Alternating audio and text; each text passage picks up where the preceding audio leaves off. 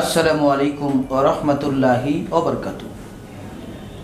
সুপ্রিয় দর্শক শ্রোতা, দূরে এবং কাছে, দেশে এবং প্রবাসে, পৃথিবীতে যে যেখান থেকে এই মুহূর্তে আমাদেরকে দেখছেন, আপনাদের প্রত্যেককে প্রীতি, শুভেচ্ছা ও সালাম জানিয়ে শুরু করছি পবিত্র মাহে রমজান উপলক্ষে ঐশী বাংলা টেলিভিশনের নিয়মিত আয়োজন এসো আল্লাহর পথে।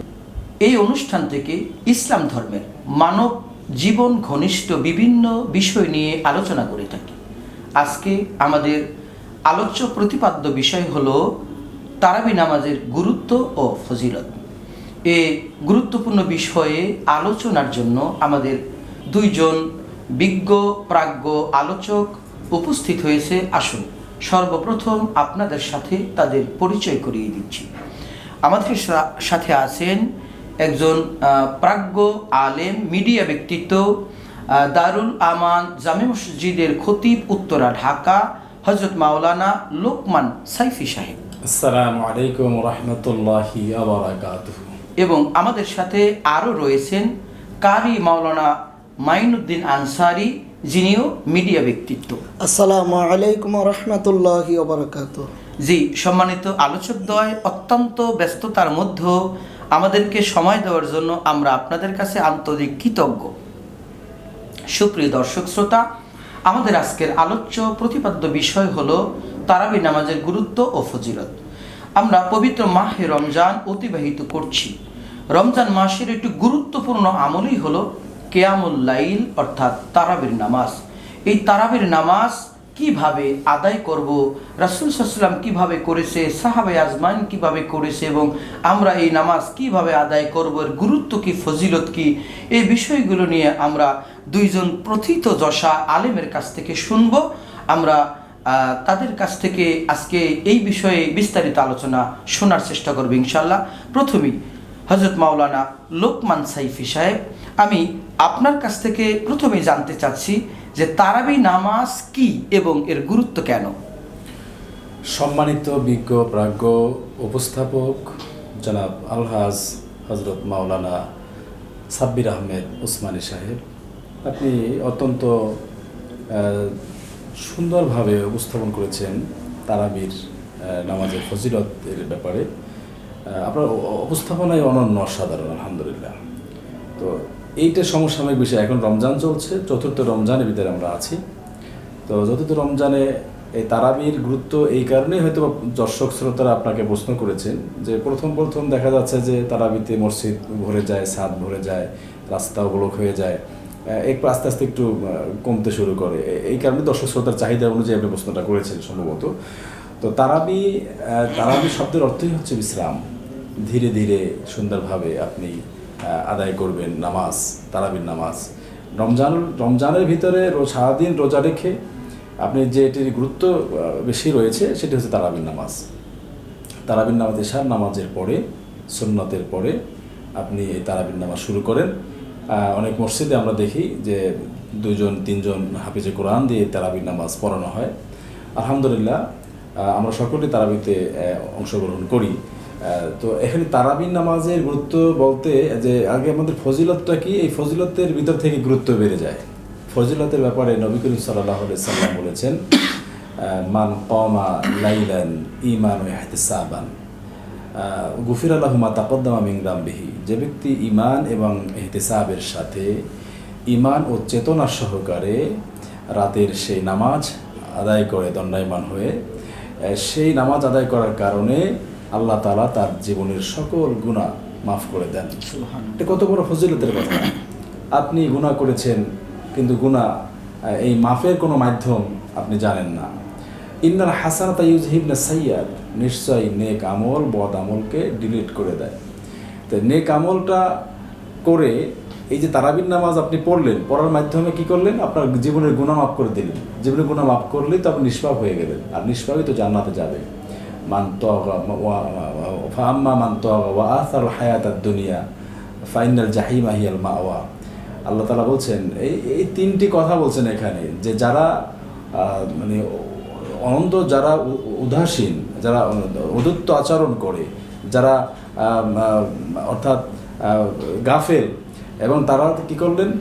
দুনিয়াকে অগ্রাধিকার দিলেন। ফাআম্মামান তাগা ওয়া আতারাল হায়াতাদ দুনিয়া, যারা দুনিয়ার জীবনকে অগ্রাধিকার দিলেন, দুনিয়ার জীবন বেছে নিলেন, তাদের জন্য আল্লাহ নির্ধারণ করছেন ফাইনাল জাহিমা হিয়াল মাওয়া, তাদের জন্য জাহান্নাম, জাহিন্নাম ও জাহান্নাম তাদের জন্য অবধারিত। অর্থাৎ এক কথায় দুনিয়াকে অগ্রাধিকার দিলেন আখিরাতের তুলনায়, তাহলে আপনি আখিরাতে আপনার জন্য জাহান্নাম অবধারিত। দুনিয়াকে কোনোভাবে অগ্রাধিকার দেওয়া যাবে না এবং অযুক্ত আচরণ করা যাবে না, ইরোগেন্ট আচরণ করা যাবে না। অবশ্যই আপনাকে ভালো বান্দা হতে হবে। আপনি সারাদিন রোজা রাখলেন, সারাদিন গান শুনলেন, সিনেমা দেখলেন, নাটক দেখলেন, গেমস খেললেন মোবাইলে, মিথ্যাচার করলেন, বিভিন্ন ধরনের অপরাধের সাথে জড়িত রইলেন, ঘুষের লেনদেন করলেন, সুদের লেনদেন করলেন, মানুষকে বিভ্রান্ত করলেন, প্রতারিত করলেন, আবার আপনি তারাবির নামাজটাও পড়লেন না, শুধু রোজায় রাখলেন, তা হলো না, কিছুই হলো না, আপনি কিছুই বুঝলেন না। এই জন্য আপনাকে প্রথমত আপনাকে রোজাটাই দিয়েছে আপনাকে পাঞ্চুয়াল লাইফ লিড করার জন্য, আপনি সুন্দর একটা লাইফ লিড করবেন। এই জন্য কিন্তু আল্লাহ রোজার বিধান দিয়েছেন, আপনি মুত্তাকি হবেন। মুত্তাকি হলে আপনার জন্য লাভ রয়েছে। ইন্নাল মুত্তাকিনা মাফাজা, নিশ্চয়ই মুত্তাকিরা সফল কাম হয়েছে। এই মুত্তাকিরা সফল কাম হয়েছে, এই কথা মুত্তাকি যাতে আপনি পারফেক্টভাবে হতে পারেন, এই জন্য কিন্তু রমজানের 30 বা 29 দিনের প্র্যাকটিসের জন্য আল্লাহ সময়টা দিয়েছেন। এই সময়টা আপনাকে কাজে লাগাতে হবে। নবী করিম সাল্লাল্লাহু আলাইহি ওয়াসাল্লাম স্পষ্টভাবে বলছেন, মান কামা ঈমান হিতাসাবান গুফরিল্লাহু মা তাকাদ্দামা মিন যামবি, যে ব্যক্তি ঈমান হিতাসাবের সাথে এই মান সামা এবং মান কামা, রোজা এবং তারাবির নামাজ দুইটাই কথা বলা হয়েছে। তারাবির নামাজ যারা পড়লেন তাদের জন্য আল্লাহ গুনাহ মাফ করে দেবেন। তাহলে তারাবির নামাজ তো তারাবির মতো পড়তে হবে। আপনি আমাদের দেশে অনেক জায়গায় মসজিদগুলো দেখা যায় যে গুনগুন গুনগুন গুন তাআলামুন, আলিফ লাম মিম যালিকা কিতাবুল লা রাইবা ফিহি হুদাল মুত্তাকিন, এই যে স্টাইলে পড়া হচ্ছে, এটা কি কোনো পড়ার বিধান হলো? অনেকে এরকম ভুল ব্যাখ্যা দিচ্ছে, মিস ইন্টারপ্রিটেশন করছে যে তারাবি মানে হচ্ছে তাড়াতাড়ি করা। নাউযুবিল্লাহি মিন যালিক। তারাবি অর্থই হচ্ছে ধীর স্থিরভাবে বিশ্রাম আস্তে আস্তে আদায় করা।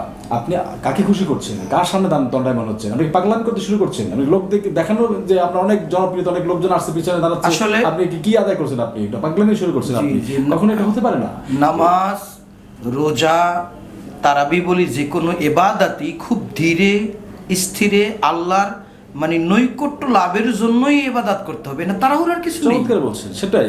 আপনি আপনার যে ভালো কাজ করছেন, এক কথা আপনি বুঝে নেবেন যে ভালো কাজটা আল্লাহর কাছে যদি অ্যাকসেপ্টেবল করাতে চান, আল্লাহর কাছ থেকে যদি বিনিময়ে পেতে চান, তাহলে অবশ্যই 3টা শর্তকে নিটফুল করতে হবে। কয়টা শর্ত? দর্শক শ্রোতা কিছু বল, 3টা শর্তকে নিটফুল করতে হবে। 1 নম্বর শর্ত হচ্ছে আপনি ঈমান থাকতে হবে, যে কথাটা একটু আগে বলছি, ঈমান ইহতিসাবান, ঈমান থাকতে হবে। 2 নম্বর আছে ইখলাসের সাথে করতে হবে, খুলুসিয়াত থাকতে হবে, একনিষ্ঠতার সাথে করতে হবে। আপনি যেটা করছেন অন্তর দিয়ে করতে হবে, আন্তরিকতার সাথে করতে হবে, হৃদয়ে উপলব্ধি করে করতে হবে। 3 নম্বর হচ্ছে রাসূলের সুন্নাত তরিকায় করতে হবে। আপনি যেন তেন করলেই তো হবে না। তো আপনি যে গুনগুন তাআলামুন বললে যে রুকুতে যাচ্ছেন, সিজদায় যাচ্ছেন, আর আপনি কি নামাজ পড়ছেন, একমাত্র কোনো ইতমিনান হচ্ছে না, কলবের কোনো উপকার হচ্ছে না, আপনার কোনো কিছুই হচ্ছে না, তাহলে এইটা না করে সুপারিশ রইল তারাবির নামাজ ধীরে সুস্থে আপনি সুন্দরভাবে আদায় করবেন। কারণ এখানে গুনাহ মাফের ব্যবস্থা রয়েছে, আল্লাহর নৈকট্য লাভের ব্যবস্থা রয়েছে। অসজুদু ওয়াকতারিব, আল্লাহ বলছেন সিজদা দাও আর আল্লাহর নিকটবর্তী হও। যত সিজদা বেশি দেবেন তত আল্লাহর নিকটবর্তী বেশি হবেন। কাজে এই তারাবির গুরুত্ব অত্যন্ত অপরিসীম এবং অনস্বীকার্য। এই ফজিলতের কারণে, ফজিলতের দিক থেকে অনেক গুরুত্ব রয়েছে।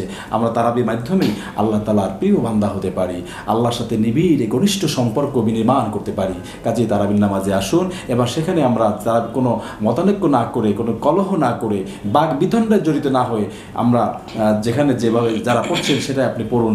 যারা 20 রাকাত পড়ছে পড়ুন 20 রাকাত, যারা 8 রাকাত পড়ছে 8 রাকাত করুন, কিন্তু কোনো কলহ করবেন না। যত বেশি সিজদা দেবেন আপনারই লাভ, কম দেবেন কেন? আপনি বেশি দিলে তো আপনারই লাভ হচ্ছে। কাজে বেশিটাই আপনি দিন। এই জন্য দর্শকদের উদ্দেশ্যে সুপারিশ রইল যে আপনারা 20 রাকাত করুন এবং সুন্দরভাবে ধীরে সুস্থে তারা আদায় করুন। আর যারা তেলাওয়াত করছেন, ওয়ারাত্তিল কুরআনা তারতিলা, আপনি ধীরে সুস্থে সুন্দরভাবে অর্থাৎ রেখে তার তিলের সাথে আপনি তেলাওয়াত করুন ধীরে ধীরে, আল্লাহর নির্দেশনা রয়েছে। কাজেই আমরা তেলাওয়াতটাও সুন্দর করব, তারাবি নামাজটাও সুন্দর করব। নামাজটা সুন্দর আদায় করলে আমি বেশি বেনিফিশিয়াল হব। আল্লাহ তাআলা আমাদের তৌফিক দান করুক, বেনিফিট করুক আমাদেরকে। ধন্যবাদ সম্মানিত বিজ্ঞ আলোচক, চমৎকার বলছিলেন তারাবি নামাজের গুরুত্ব সম্পর্কে এবং ফজিলত সম্পর্কে। আমাদের সমাজে আমরা দেখতে পাচ্ছি যে তারাবির নামাজ নিয়ে মোটামুটি মানুষের মধ্যে অনেক ধরনের একটু মতানৈক্য আছে। তো এ প্রসঙ্গে আমাদের বিভিন্ন দর্শক শ্রোতা আমাদের টেলিভিশনে প্রশ্ন করে থাকে। সেই প্রশ্নের আলোকেই আমি আজকে কারি মাওলানা মাইনুদ্দিন আনসারী সাহেবের কাছ থেকে আমি জানতে চাইব যে আপনি বলবেন যে তারাবি নামাজের নিয়ম কি এবং কোন পদ্ধতিতে তারাবি নামাজ পড়া উত্তম। যে সম্মানিত উপস্থাপক, আপনাকে অত্যন্ত ধন্যবাদ একটি গুরুত্বপূর্ণ প্রশ্ন করার জন্য।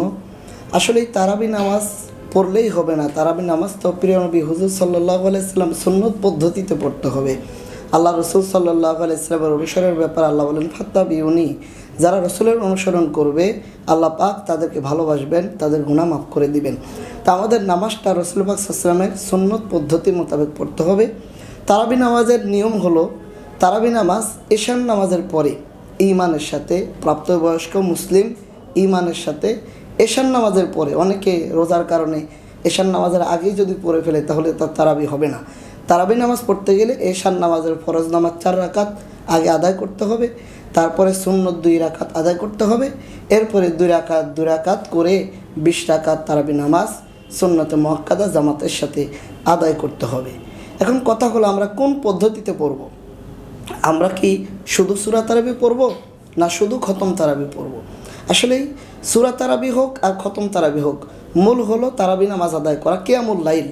কিন্তু পেয়ারা নবী হুজুর সাল্লাল্লাহু আলাইহি সাল্লামের জামানায় সূরা তারাবি ছিলেন, কিন্তু হযরত ওমর ইবনে খাত্তাব রাদিয়াল্লাহু তাআলা আনহু সাহাবায়ে কেরামকে নিয়ে এজমায়ে সাহাবা মসজিদে নববীতে গিয়ে দেখলেন যে সাহাবীরা কেউ নামাজ পড়ছেন, কেউ আলাদা পড়ছেন। হযরত ওমর ইবনে খাত্তাব উবাই ইবনে কাব রাদিয়াল্লাহু তাআলা আনহুকে বললেন যে আগামীকাল থেকে আপনি তারাবি নামাজের জামাতের ইমামতি করবেন, অর্থাৎ যারা কোরআন তেলাওয়াত জানে না আপনি কোরআন খতম করবেন, তারা শুনবে। কোরআন তেলাওয়াত যারা করে এবং যারা শুনে সমপরিমাণ সওয়াব। যারা কোরআন তেলাওয়াত জানে না তাদের তারাবি নামাজে 1 খতম কোরআন তেলাওয়াত হয়ে যাবে। হযরত আমিরুল মুমিনিন ওমর ইবনে খাত্তাব উবাই ইবনে কাব রাদিয়াল্লাহু তাআলা আনহুকে দিয়ে মসজিদে নববীতে 20 রাকাত তারাবি নামাজ খতমে তারাবি তিনি ইজমা সাহাবী দ্বারা প্রতিষ্ঠিত করলেন। কাজেই আমাদেরকে যদি কেউ সূরা তারাবি পড়ে সেটাও জায়েজ হবে, যদি কেউ খতম তারাবি পড়ে সেটাও জায়েজ হবে, কোনোটা ইনকার করা যাবে না। এই দুইটা পদ্ধতিতে কোরআন শরীফের সূরা যে কোনো জায়গা যে কোনো অংশ থেকে পড়লে তার নামাজ হয়ে যাবে। জি, আবার তারাবি যদি নামাজের কেউ জন্য নির্দিষ্ট কোনো সূরা আলাদা করা নেই। জি। খতম তারাবিও পড়তে পারে অথবা শুরু থেকে শেষ পর্যন্ত যে কোনো জায়গা থেকে সূরা মিলিয়ে পড়তে জি, পারে। কেউ যদি বেশি সূরা জানা না থাকে, প্রথম রাকাতে সূরা ফাতিহার পরে যে কোনো একটি সূরা, তারপরে দ্বিতীয় রাকাতে সূরা ফাতিহার পরে যে কোনো একটি সূরা। কারো যদি সূরা ফাতিহার পরে শুধু 2টা সূরা মুখস্থ থাকে, দোনো রাকাতে সূরা ফাতিহা পড়ার পরে যে কোনো 2টি সূরা, একটি করে সূরা পড়ে বারবার পড়তে পারবে। এটা আল্লাহ রাব্বুল আলামিন সহজ করে দিয়েছে। রাসূল সাল্লাল্লাহু আলাইহি ওয়াসাল্লাম ধর্মটাকে তার উম্মতের জন্য অত্যন্ত সহজ করে দিয়েছে, যে না পারবে তার জন্য এই অবস্থা। তবে একটি কথা আমি আপনার কথার সাথে যোগ করে বলছি যে কেউ যদি 2টা সূরাই পারে এবং সারা জীবন সে 2টা সূরার উপর নির্ভর করে থাকে, এটাও কিন্তু ঠিক হবে না। কারণ তার উচিত হবে এই 2টা সূরার পরবর্তী আগামী বছরের জন্য আরও কিছু সূরা মুখস্থ করে আমি তারাবিতে সংযোগ করতে পারি। চমৎকার বলছিলেন। সম্মানিত দর্শক শ্রোতা, আপনারা প্রতিনিয়ত আমাদেরকে প্রশ্ন করে থাকেন বিভিন্ন বিষয় জানার জন্য। তো আজকে যেহেতু আমরা 2জন প্রাজ্ঞ প্রথিত যশা 2জন বক্তা আমরা পেয়েছি বিভিন্ন মিডিয়াতে যারা কথা বলে থাকে, তো আপনাদের প্রশ্নের আলোকেই আমি আজকে আমাদের বিজ্ঞ আলোচক হযরত মাওলানা লোকমান সাইফি সাহেব, আমি তার কাছে জানতে চাচ্ছি যে কেউ যদি নামাজ না পড়ে, এশারের নামাজ পড়লো না বা 5 ওয়াক্ত নামাজ পড়লো না, শুধু তারাবির নামাজই পড়লো, রমজানের রোজা রাখলো আর তারাবির নামাজ পড়লো, তার ব্যাপারে শরীয়তের হুকুম কি? এই বিষয়ে যদি একটু বিস্তারিত আলোচনা করতেন। আপনি চমৎকার বলেছিলেন বিজ্ঞ উপস্থাপক। কেউ যদি ফরজ নামাজ 5 ওয়াক্তই পড়লো না, তার ব্যাপারে হুকুম কি? সে তো মারাত্মক লেভেলে অভিনয় করে করেছে। ইসলামে স্পষ্ট বলেছেন মান তরাকা সলাতান মুতাআম্মিদান ফাকাদ কাফার। যে ব্যক্তি ইচ্ছা করে নামাজ ছেড়ে দিল ফরজ নামাজ, সে কাফের। নবী সাল্লাল্লাহু আলাইহি ওয়াসাল্লাম বলেছেন যে মান তরাকা সলাতান মুতাআম্মিদান ফাসজুনুহু, যে ব্যক্তি ইচ্ছা করে নামাজ ছেড়ে দিল তার জেলখানায় দিয়ে দাও। তো এই যে জেলখানায় দিয়ে দাও, এটা ইমাম আবু হানিফা বলছেন। ইমাম আবু হানিফার কথাটা এখানে আসছে। ইমাম শাফি বলেছেন মান তরাকা সলাতান মুতাআম্মিদান ফাকতুলুহুম, যে ব্যক্তি ইচ্ছা করে ফরজ নামাজ ছেড়ে দিল তার এই জমিনে থাকার কোনো রাইট নাই, তাকে কতল করে ফেলো।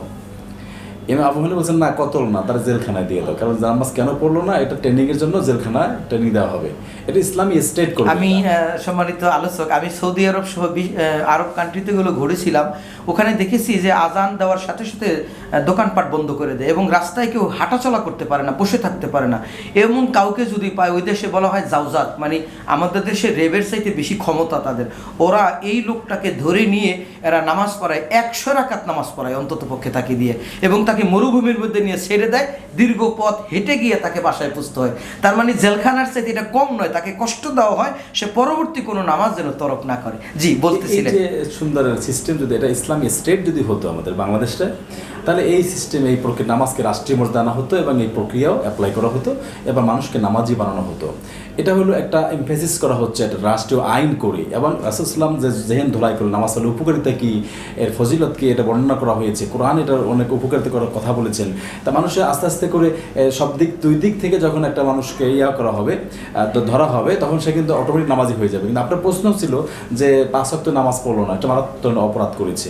কিন্তু এরকম যদি হয় যে ব্যক্তি এশার নামাজ পড়তে পারেনি, এখনও জামাতে অ্যাটেন্ড করতে পারেনি, এখন তারাবিতে দেখছে যে সে 6 রাকাত তারাবি চলতেছে অলরেডি, তখন তার করণীয় কি? তার করণীয় হচ্ছে ওই তারাবির নামাজে অ্যাটেন্ড করবে, পরে আগে ফরজ নামাজটা, এশার নামাজ আগে সে ফরজটা আদায় করবে, সুন্নত আদায় করবে, তারপরে যেখানে তিনি পান সেই তারাবির নামাজে অ্যাটেন্ড করবেন। তাহলে মনে করেন আগে 8 রাকাত 12 রাকাত চলে গেছে, এখন যে ওই বাকি সে নামাজগুলো সে আদায় করবে, ফরজ এবং সুন্নাত আদায় করার পরে ওগুলো আদায় করবে। আদায় করার পরে তারপরে বেতের নামাজ যদি সে জামাতের সাথে পড়তে চায়, পড়ার পরে পরবর্তী অবশিষ্ট যে বাকি যে নামাজ তারাবি রয়ে গেল, সেটাতে আস্তে আস্তে সে আদায় করে নিল। এটা একটা পদ্ধতি, এটা সিস্টেম। মানে বিধান হলো যে প্রথম এশারের নামাজ তাকে পড়তে হবে, পড়ে যদি সে এর মধ্যে 2-4 রাকাত তারাবি ছুটে যায়, তাহলে ওই নামাজটা সে শেষে গিয়া পরিপূর্ণ করে দিবে। ধন্যবাদ সম্মানিত আলোচক। সুন্দর বলছিলেন যে এশার নামাজ আমাদের সামনে যখন চলে আসে, এশার নামাজ জামাতে হোক বা একা একা হোক, এশার নামাজ আগে পড়তে হবে, এরপর আমরা সুন্নত পড়ে তারপর আমরা তারাবি নামাজ পড়ব। যদি আমাদের তারাবি এর মধ্যে জামাতে 2-4 রাকাত ছুটেও যায়, আমরা এশার নামাজ না পড়ে আমরা তারাবি নামাজ পড়ব না।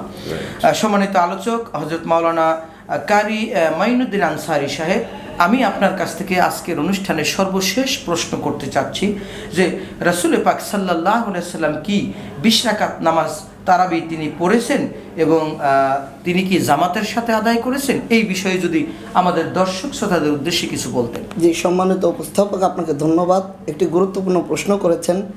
হুজুর সাল্লাল্লাহু আলাইহি সাল্লাম কি জামাতের সাথে 20 রাকাত তারাবি নামাজ পড়েছেন কিনা?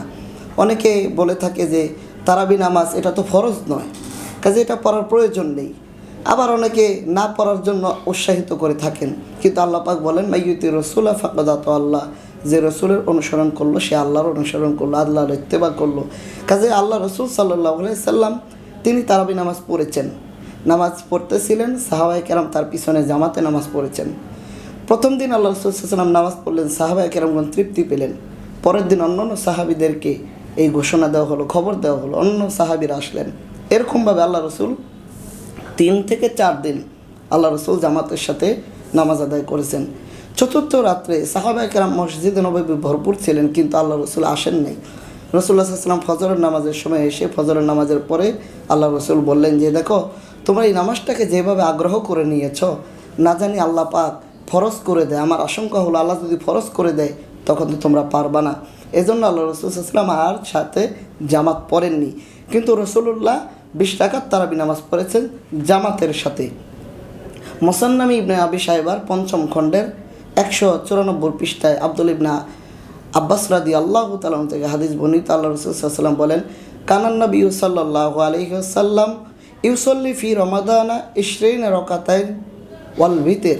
আল্লাহ রাসূল সাল্লাল্লাহু আলাইহি ওয়াসাল্লাম রমজান মাসে তিনি বিতর ছাড়া 20 রাকাত তারাবি নামাজ আদায় করতেন। সম্মানিত আলোচক, আমরা আমাদের মাঝে মানে বলতে শুনি অনেকে যে 20 রাকাত পড়ে, কেউ 12 রাকাত পড়ে, কেউ 8 রাকাত পড়ে। এই বিষয়ে যদি আপনি কিছু বলতেন। আল্লাহ রসুল সাল্লাল্লাহু আলাইহি ওয়াসাল্লামের সুন্নত 20 রাকাত, এটা তো আমি বললাম, কিন্তু 8 রাকাত যারা বলে, আম্মা জান আয়েশা সিদ্দিকা থেকে এখানে হাদিস এসেছে বুখারীতে, এটা ইমাম বুখারী তাহাজ্জুদ অধ্যায় উল্লেখ করেছেন সাহাবায়ে কেরামগণ আম্মাজানকে প্রশ্ন করেছিলেন যে আম্মাজান হুজুর সাল্লাল্লাহু আলাইহি ওয়াসাল্লাম রাতের নামাজ কেমন ছিলেন? আল্লাহ রসুলের স্ত্রী আম্মাজান বলতেন রমাদান আলাফি গয়রিহি, রমজান এবং রমজানের বাইরে 11 রাকা, 11 রাকাতের বেশি নামাজ আল্লাহ রসুল পড়তেন না। তার মানে রমজান এবং রমজানের বাইরে 8 রাকাত ছিল তাহাজ্জুদ, 3 রাকাত ছিল বিতের। রমজানও রসুল্লাহ এই পদ্ধতিতে 8 রাকাত তাহাজ্জুদ এবং 3 রাকাত বিতের পড়তেন, রমজানের বাহিরেও এইভাবে পড়তেন। যারা বলেন যে এই নামাজটাই হলো তারাবি নামাজ, তাদের কথাটা ভুল, কারণ রমজানের বাহিরে তো আর তারাবি নামাজ নেই। রমজানের বাহিরে হলো কিয়ামুল লাইল অর্থাৎ তাহাজ্জুদের নামাজ। জি, ধন্যবাদ। সম্মানিত বিজ্ঞ আলোচক লোকমান সাইফি সাহেব, আপনি যদি আমাদেরকে একটু বলতেন যে 8 রাকাত, 12 রাকাত, 20 রাকাত এই ব্যাপারে আমাদের সমাজে যে মানে মানুষের মধ্যে একটু বাক বিতনটা বা আলোচনা সমালোচনা, আসলে আমরা 8 রাকাত পড়বো নাকি 12 রাকাত পড়বো নাকি 20 রাকাত পড়বো, নাকি আমরা যে যার মতো সুবিধা মতো পড়লেও আমাদের তারাবি আদায় হয়ে যাবে? চমৎকার বলছিলেন। এই প্রশ্নের জবাবটি উত্তরের জন্য আমাদের দ্বন্দ্ব নিরসন করে দেয়। সেই উদ্দেশ্যেই মন আল্লাহর সন্তুষ্টির লক্ষ্যে বলতে চাই যে 8 রাকাত, 12 রাকাত, 20 রাকাত এটা হচ্ছে আপনার নফল বা সুন্নাত বিষয়টা নিয়ে কেউ বলুন সুন্নাতে মুআক্কাদা, এবং প্রত্যেক সুন্নাতই তো নফল, অতিরিক্ত যেটাকে বলি আমরা।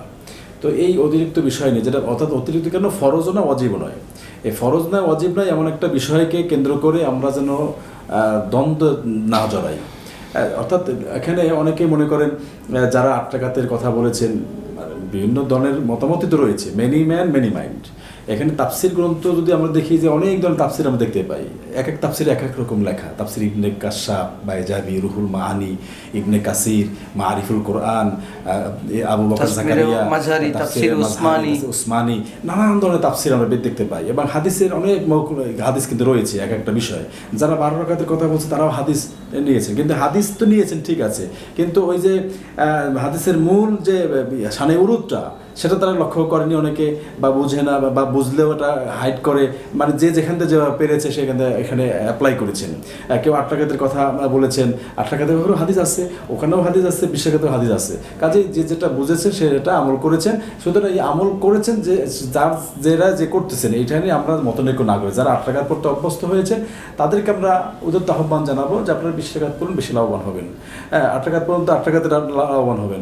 এখন এখানে এমনটি না যে 8 রাকাত পড়লে আপনি বড় কিছু করে ফেলছেন, আর যারা 20 রাকাত পড়ছেন তারা একটা বড় ধরনের বিদাত করে ফেলছেন। বিষয়টি এমনটি না, যেহেতু হাদিস শরীফে তো রয়েছে রাসূলুল্লাহ 1 থেকে 4 দিন, 3 দিন 4 দিন পড়েছেন 20 রাকাত পর্যন্ত, তাহলে এটা তো হাদিস পাওয়া যায়, জামাতেই পড়েছে। মানে কথা হলো যে আমরা রমজান মাসে ভালো কাজ, নামাজ যত বেশি পড়বো তত আমাদের জন্যই কল্যাণ, আল্লাহ আমাদের জন্য কল্যাণ।